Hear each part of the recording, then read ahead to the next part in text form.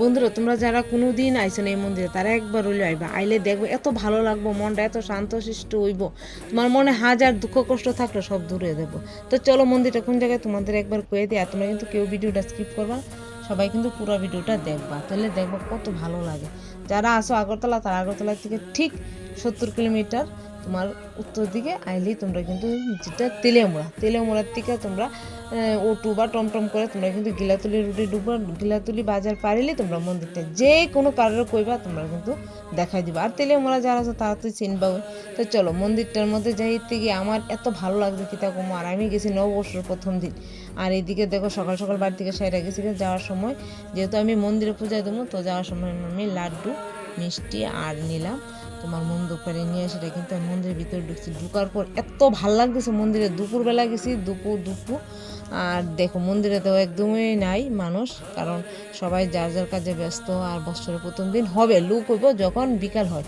তো সকালবেলা মন্দিরে তো পূজা হয়েছে 7টা থেকে তোমার দুপুর 1টা পর্যন্ত খোলা থাকে, আবার বিকাল 4টা থেকে আবার মন্দির খোলা হয়। তো আমরা গেছি 2টার সময়, তো মন্দিরে লোক সংখ্যা নাই, তো আমরা বয়ে রয়েছি, যেহেতু গেছি আজকে ভগবান দর্শন করতাম, তো ভগবান দর্শন করি আমি।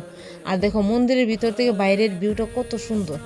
আর যেহেতু তোমাদের দাদা ভাই আমার সাথে গেছে, তো দুজনে মিলে ঠাকুরের কাছে বুকটা দিয়ে প্রণাম করলাম। প্রণাম করার পর দেখো, আর আমি ভগবান দর্শন করতে গেছি এই জায়গায়, যদি ভগবানটা দর্শন না করি আমার মনটা একদমই শান্ত লাগবে না, কারণ আজ আছে নতুন বছর। আর ভিডিওটা তোমার নতুন বছরেই করছি, যেহেতু দিতে আমার একটু দেরি আছে, তোমরা কিন্তু সবাই ভিডিওটা একটু দেখো, ঠিক আছে বন্ধুরা। তো দেখো এই যে দেখছো বিগ্রহটা, তাই নিয়ে কিন্তু মন্দিরটা উদ্বোধন করছে, তো তিনি আর আমাদের মাঝে নেই, তাই নিয়ে এখন কত হয়েছে। তো যেহেতু আমরা বন্ধু, তাই নিয়ে নামটা আমি নিতে পারছি না, জানি না।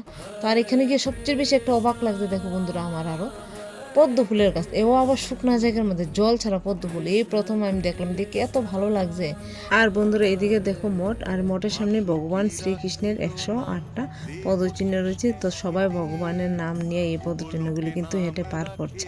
আর বন্ধুরা এই হলো ভোলানাথের মন্দির, আর এই মন্দিরের সামনে বিয়ের অনুষ্ঠান বলো, অন্নপ্রাশন, সব অনুষ্ঠানই কিন্তু এখানে হয়, আর এখানে যজ্ঞ হয়।